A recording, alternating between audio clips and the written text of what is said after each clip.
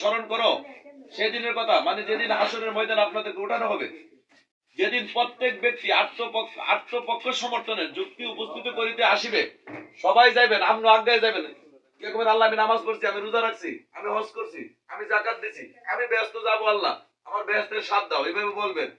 প্রত্যেকে তাহার কৃতকর্মের ফল দেওয়া হবে। আল্লাহ সেদিন কিচ্ছু বলবে না, শুধু 33 পাইছেন, 33 পাইলে পাস, আর 33 নিচে পাইলে ফেল। সেদিন আল্লাহ পাক প্রত্যেকের কৃতকর্মের জন্য তাদেরকে ফল দেওয়া হবে। এবং আল্লাহ কি বলছে, তাহাদের প্রতি জুলুম করা হবে না। বলে না যে আল্লাহ কাহার কাহার, কেন আমি পাপ করে হাসরের ময়দানে উঠছি, আমি ব্যস্তে যাব, আল্লাহ আমার কথা শুনে না। কারণ আল্লাহ শুনবে কেন? আল্লাহ তো ন্যায় বিচার প্রতিষ্ঠা করবে। মুমিনদেরকে জাহান ব্যস্ত দিবে, কাফেরদেরকে দুযোগ দিবে। কাফেরের জন্য তো আল্লাহ কাহারই, যেহেতু কথা শুনছে না। আর আল্লাহকে আমি ন্যায় বিচার উল্টো করবো না। এর কি লেখছে দেখেন, স্মরণ করো সেই দিনের কথা, মানে আপনাদেরকে হাসরের দিনের কথা বলা হয়েছে স্মরণ করতেন, যেদিন প্রত্যেক ব্যক্তি মানে সকল মানুষ আত্মপক্ষের সমর্থনে যুক্তিতর্ক করিতে আসবে। সেদিন আল্লাহর লগে কথা বলার অধিকার সবার থাকবে। প্রত্যেক তাহার কৃতকর্মের ফল দেওয়া হবে। প্রত্যেক মানুষকে, কাউকে খালি দিবে না, যার যার কর্ম বলে তাদেরকে ফল দেওয়া হবে। আল্লাহ পাক বলেন আমি তাদের প্রতি জুলুম করব না। আল্লাহ তাদের প্রতি জুলুম করবে। আমার কৃতকর্মের জন্য আমার রেজাল্ট, আপনার কৃতকর্মের জন্য আপনার রেজাল্ট। এই মাদ্রাসা খুললা, এই মাদ্রাসা খুললা হুজুরের 7,000 টাকা দিয়া 10,000 টাকা দিয়া বোর্ডিং এ রাখিয়া এই ছোট ছোট বাচ্চা কাচ্চারা পড়াইয়া বেহেশতের সার্টিফিকেট দিতেছেন, কিন্তু ভুল ধারণা। আমার ছেলে মাদ্রাসায় লেখাপড়া করলে আমি বেহেশতে যাবো, এই ধরনের কোনো আয়াত আসে নাই, কিন্তু কোনো আয়াত নাই। তবে আপনার নৈতিক দায়িত্ব আপনার ছেলেকে সুশিক্ষিত প্রতিষ্ঠিত করা, এটা আপনার দায়িত্ব। আপনি ঋণ পরিশোধ করে দেন, আর আপনার ছেলে বড় হয়ে আপনার ঋণ পরিশোধ করে। কিন্তু ব্যস্ত দুযোগ, এই বাপ ছেলের মধ্যে তো ব্যস্ত দুযোগ না। আপনার কর্মফলের জন্য আপনি ব্যস্ত দুযোগ, আমার ছেলের কর্মফলের জন্য আমার ছেলের ব্যস্ত দুযোগ। এখানে এইগুলি ভ্রান্ত কথাবার্তা। অনেক মৌলবীরা বলেন আপনি বড় ব্যবসায়িক মানুষ, টাকা পয়সা অনেক দিল, দিনের পথে কিছু ব্যয় করে, বলে না দিনের পথে কিছু কাজে লাগে। দিন কি উত্তরাড়ির মসজিদরা ছাদ পিটাইতে পারতেছে না, আপনি একটা কাজ করেন, কিছু অনুদান দেন, আপনি ব্যবসায়িক মানুষ, আপনি ছাদ পিটাইতে পারবেন। তো ছাদ পিটাই লাভ কি? এই মসজিদ যত বছর থাকবো তত বছর আপনার কবরের মধ্যে সওয়াব যাইতে থাকবো। এগুলি কি কোরআনে কোনো আয়াত আসছে না? নাই তো, এগুলি কোরআনে এরকম কোন আয়াত নেই। কুরআন কি কোনো আলাদা আছে? না, কোরআনে কোরআনে হেরা কোন কোরআনে পাই গেল, আর আপনারা কোন কোরআনে পাই? এরা কোন কোরআনে পাই যদি এই কথা বলেন, তাহলে আমি একটা ইয়া করি, সূরা হিজরের 39 নম্বর আয়াত। এরাও তো কোরআন দেখে কয়, হুজুরের ইমামরা সূরা হিজরের ওয়াজ করে, তারা কোরআন হাতে নেয়, এরকম চেয়ারের মধ্যে বসে, আমার মতো চেয়ারের মধ্যে বসে, তাদের হাতে কোরআন থাকে, তারা কোরআন দেখে, এমনকি কোরআন তারা আপনার মতো মুখস্থ রিসার্চ করে করছে, তারা কইরা তারা কোরআনের বাইরে কোনো কথা বলে না, তারা কোরআন দিকে দেখে করে। তাহলে ওইটা যদি কোরআনে দেখে থাকে, তাহলে হ্যাঁ আপনি করতেছেন কিন্তু কোরআনে কোনো আয়াতে আসে নাই, এটা করতে আসে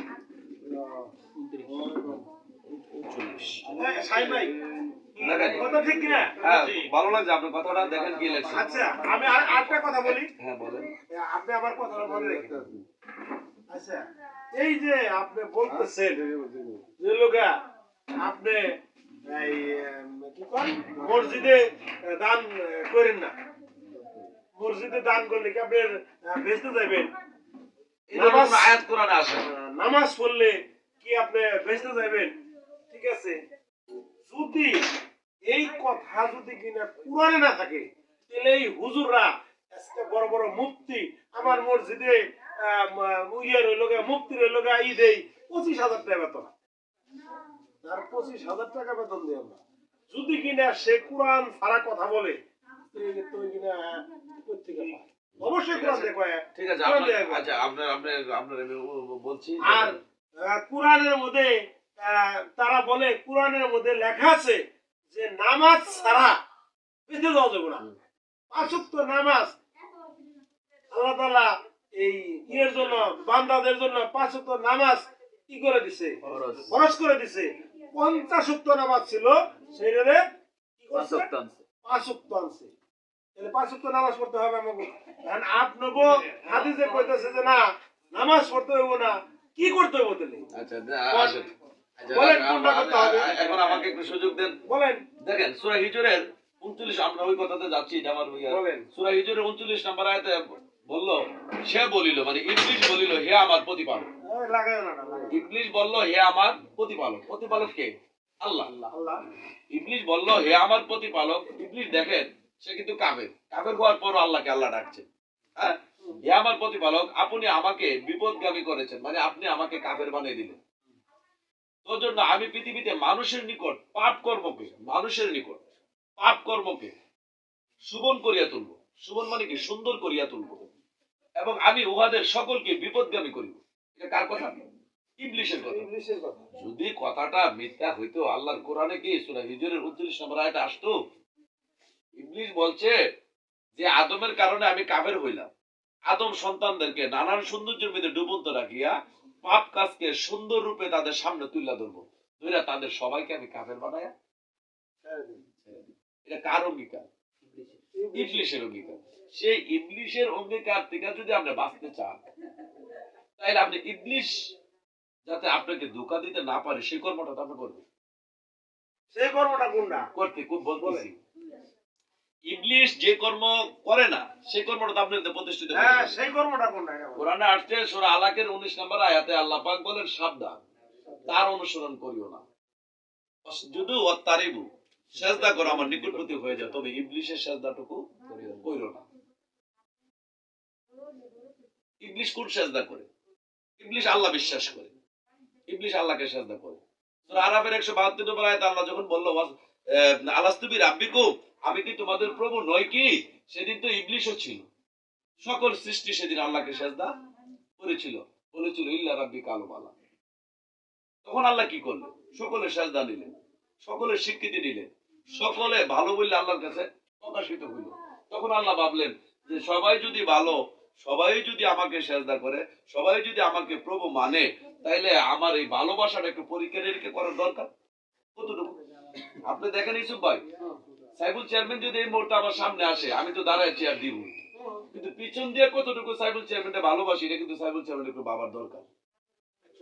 তাহলে সাইবুল চেয়ারম্যান যদি বাবার দরকার হয়, তাহলে সাইবুল চেয়ারম্যান চেয়ারম্যানই পদ ছেড়ে দিয়ে ছদ্মবেশে আমার বাড়ির আশেপাশে তো ঘুরে আগে আমার ব্যবহারটা দেখা দরকার। তাহলে সাইবুল চেয়ারম্যান একটা সঠিক উত্তর পাবে যে আমি কতটুকু ভালোবাসি। আল্লাহ পাক বলেন, যখন বললাম আলাস্তুবি রাব্বিকুম, সকল সৃষ্টি যখন আমাকে সেজদা দিল, বললো ইল্লা রাব্বিকা আলু বালা, আমার যখন স্বীকার করে নিল আমি ছাড়া আর কোনো মাবুদ নাই, তাহলে আমার এই সমস্ত সৃষ্টিটার আমি একটা পরীক্ষা করে দেখি তারা আমার কতটুকু ভালোবাসে। তখন আল্লাহ পাক বললেন যে আমি জমিনের খলিফা নিযুক্ত করব। সূরা বাকারার 30 নম্বর আয়াত, আমি জমিনের খলিফা নিযুক্ত করব। ওরা সূরা হিজরের 29 নম্বর আয়াতে আল্লাহ ফেরেশতাদেরকে বলতেছে, যখন আমি আদমকে তৈরি করব তখন তোমরা সেজদা দিও না, যখন আদমের ভিতরে রূহ ফুঁকি দিব তখন তোমরা সেজদা করিও। তখন আদম তৈরি কইরা তখন আল্লাহ বললেন, অসজুদুলি আদামা, তোমরা এখন আদমের নিমিত্তে সেজদা করো। তাহলে হুজুরা তো এটা বিশ্বাস করে না। আচ্ছা বলতেছি আমি, তাহলে ফেরেশতারা আগে কিভাবে সেজদা দিছিল? আদম দিয়া না? আদম বিশ্বাস করে না।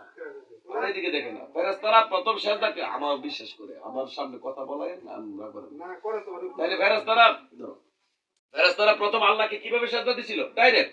সেদিন আদম তৈয়ার হয় নাই, তাহলে আদমের মাধ্যমে আল্লাহ সেজদা নিতে চাইলো। অসজুদুলি আদম, তোমরা যারা ডাইরেক্ট আমাকে সেজদা দিয়েছো, এখন আদমের নিমিত্তে আমাকে সেজদা দেও। তাহলে সেজদার মালিক কেডা? আল্লাহ। আপনার কি একবার মনে পড়ে না যে সেজদার মালিক যদি আল্লাহ হয়, তো আল্লাহ এই কথা কই আবার কয় কি আদমকে সেজদা করার জন্য? তাহলে এক আল্লাহ কি দুই কথা বলতে পারে? তাহলে নিশ্চিত এখানে একটা রহস্য আছে।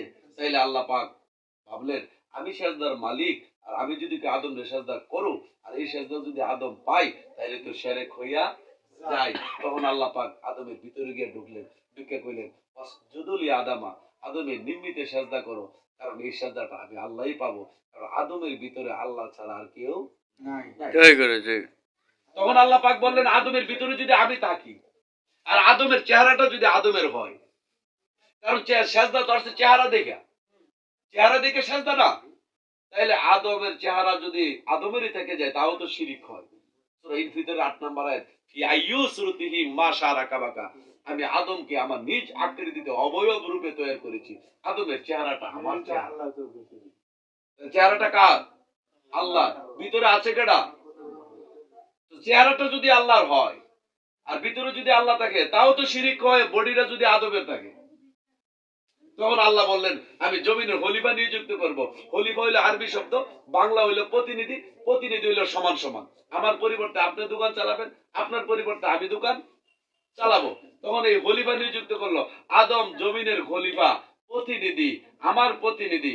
আমাকে তোমরা যেভাবে ভালোবাসতে, আমাকে যেভাবে সাজদা ভক্তি করতে, আমাকে যেভাবে বই করতে, এখন আদমের মাধ্যমে আমাকে সাজদা করো। কারণ আদমের চেহারাটা আমার চেহারা, আদমের রুহু আমার রুহু, আদম জমিনের প্রতিনিধি। তিনটি কারণে আদমকে সাজদার কথা আসলো। এখন আপনি মসজিদে নামাজ পড়তে যাবেন না, এই কথা বলে কেন গুনাহ হবে? আপনি মসজিদে নামাজ পড়তে যাবেন, তবে সাজদা করে ইবলিসেরটা হওয়া যাবে না। সাজদা দিতে হবে আল্লাহকে। কিন্তু আপনি ওই সাজদা তো ইবলিসের মতো দিলে হবে না। এই জন্য সূরা আলাকের 19 নম্বর আয়াতে আসলো, সাবধান, তার অনুসরণ করিও না। ওয়াসজুদু ওয়াক্তারিবু, সাজদা করে আমার নিকটবর্তী হয়ে যাও। তাই ইবলিস ডাইরেক্ট সাজদা করত। ইবলিস ডাইরেক্ট আল্লাহকে মানে, কিন্তু আদমের মাধ্যমে আল্লাহকে মানে না। আপনি আরেকটা চমৎকার কথা দেন, স্রষ্টাকে সৃষ্টি সাজদা দিতে কোনো আপত্তি নেই। এই কারোর কোনো জোর আছে আল্লাহর সাজদা দিতে? কোনো সমস্যা আছে নাকি? সবাই সাজদা দিতে চায়। কিন্তু যখন আদমের নির্মিত সাজদার কথা বলবেন, কিছু লোক মানবে, কিছু লোক মানবে না। ওই আল্লাহর বেহেশতের মধ্যে যখন আল্লাহ পাক বললেন ওয়াসজুদুলি আদামা, আদমের নির্মিত সাজদা করো, তখন কিন্তু দল একটাই ছিল। সাজদা দিতে গিয়ে দুইটা হইলো, একটা দিল আর একটা দিল না। সকল ফেরেশতারই সাজদা করলো, ইহান একটা দল, আর যে করলো না সে হইলো একটা দল। আর যে করলো না, ওই ওই না করাটা কিন্তু আজকে পর্যন্ত আছে। আর যারা করলো হেরাও কিন্তু আজকে পর্যন্ত করতে আছে। এই দল দুইটা হইল। আল্লাহ কয় এখন আমি ব্যস্ত বানাইছি, দুজুকও বানাইছি। যদি দল একটা থাকে, সব যদি দুজুকি হয়ে যায়, ব্যস্ত শূন্য থাকবে। আর যদি সবই ব্যস্ত হয়ে যায়, দুজুক শূন্য থাকবে। কিন্তু আমার পরীক্ষাতে ধরা পড়লো, কে আমাকে ভালোবাসে, কেউ বাসা। সুতরাং আপনি ওই ওই তরিকাপন্থীর ইমাম রাখেন, আপনি ওই ওই আলেমের পিছে টাকা দেন, ওই 20,000 টাকা বেতন দিচ্ছেন, ওই ব্যক্তি বলতেছে পরের বাড়ি রং সাজাইয়া, হয় না? নিজের বাড়ি অন্ধকার, থাকবে না তোর বাহাদুরি, যাইতে হবে গুরের পার। তুই যাবি না? এই কথা কি মানুষের? তুই যাবি? তো তুই গেলে আমাকে একটা কথা বলতো দেখি, কোন সাহাবা, নবীজি, তাবে তাবিঈনগণ, আইমে মুজতাহিদগণ, কোন ওলি আল্লাহ নামাজ পড়ে 25,000 টাকা নিয়েছিল? আমার বাবা 5 ওয়াক্ত নামাজ পড়ে। আমার বাবা 5 ওয়াক্ত নামাজ পড়তে ধরো কথার কথা সময় 1.5 ঘন্টা লাগে। 5 ওয়াক্ত মিলে 1.5 ঘন্টা। ইমাম সাহেব পড়লে ক ঘন্টা? 1.5 ঘন্টা। আমার আব্বার যত রুকু যত সাজদা, ইমাম সাহেবের তত রুকু তত সাজদা। আমার আব্বা নামাজের মধ্যে যতবার সালাম ফিরে, ইমাম সাহেবের ততবার। তো সব যদি সমান সমান হয়, আমার আব্বা গরু গাই ব্যবসা বাণিজ্য করে যদি 5 জায়গার নামাজ ঠিক রাখতে পারে, ওই আবালে কি একটা ব্যবসা করে নামাজটা পড়াইতে পারে না? সে তো আবার, সেই দেশে দাজ্জাল। আমার বাবা দোকান চালাইয়া গরু গাই পাইলেও তো নামাজটা ঠিক রাখছে। আর তুমি ইমাম সাহেব, তুমি দোকানের আশেপাশে, মসজিদের আশেপাশে দিয়ে একটা দোকান দাও, তোমার দোকান বেশি চলবো, সবাই মিল্লা খাইবে ইমাম সাহেবের দোকান, সবার চেয়ে বেশি বেচা কিনা করতে পারবে। তুমি না কইরা তোমার পেটটা বড় করে গাটটা কামায়া রুডে রুডে আড়ো ফকড়ো হাত দিয়া ভাই সে জিঙ্গাইলে কি অবস্থা ইমাম সাহেব? হে আল্লাহ রাখছে, কইতে আইলেন? এই তো ইউসুফ সাহেবের বাড়ি থেকে দাওয়াত খেয়ে আইলাম। বিকালে কি করবেন? বিকালে আবার আফজাল সাহেবের বাড়িতে দাওয়াত আছে, দেখি কি করা যায়। তোমাকে কি এই কামের জন্য আল্লাহ পাঠাইছিল না? বুঝছো কথা? তুমি সেজদা দিচ্ছ কাকে? আল্লাহকে। আমি তোমার পিছনে সেজদা দিচ্ছি কাকে? আল্লাহকে। তোমার সেজদাতে টাকা 25,000, আমার সেজদাতে 10 টাকা না? আল্লাহকে দিন 2টা করলো নাকি? তোমার সেজদাতে কোনো কর্ম করণ লাগে না, আর আমার সেজদাতে রিক্সা চালাইতে চালাইতে আমার জীবন চলে যায়। নামাজ তো একই, মসজিদ তো একটা, আল্লাহ একটা, নবীও একটা। তাহলে ইমাম সাহেব তুমি একটা কাজ করো তো, মনে তুমি এগুলি ছেড়ে দাও, ছেড়ে দিয়া তুমি এমন নামাজ পড়াও যে নামাজে কোনো মাইনা নাই। তুমি আমার বাবা পাঞ্জাকানা নামাজ পড়ে চেহারার দিকে তাকানো যায় না, সুগায় একদম লাকড়ি হয়ে গেছে, কারণ চাকরি করে তো, তারপরে তো নামাজ পড়ে। আর তুমি ইমাম সাহেব কি তেল তিল্লা নূরের মতো চেহারা, ও দেখো আল্লাহ আলেমগণের নূর, তোর নূর শালার পুত, তোর নূর এর থেকে তো বালা বালা নূর আমরা বাইরে যাই, জমিনে কাজ কর, তোর নূর দেখবি কই যা। সুতরাং আমাদেরকে ভ্রান্ত আকীদাতে মানুষ নিয়ে রাখছে, সঠিক কথা বললে কেউ নিবে না। আর ইয়া বাই করো সূরা আরাফের 16-17 নম্বর আয়াত বাই করো। ইবলিশ কি বলেছে? ইবলিশ বলেছে আমি মানুষকে ধোঁকা দেব ডাইন দিক থেকে, বাম দিক থেকে, পিছন দিক থেকে। হে আল্লাহ, বেশিরভাগ মানুষ তোমার সন্তুষ্ট পাবে না, বেশিরভাগ মানুষ ইবলিশে সন্তুষ্ট থাকবে। তা আপনি দল তো বড় যেটা, এটা তো হেঁটেই থাকবে। আপনি তো আপনার কথা কেউ নিচ্ছে না, তো আপনার কথা মানছে না। আপনার কথা বলতে গেলে কোরআন থেকে বলবেন কয়ে মসজিদ বিরোধী।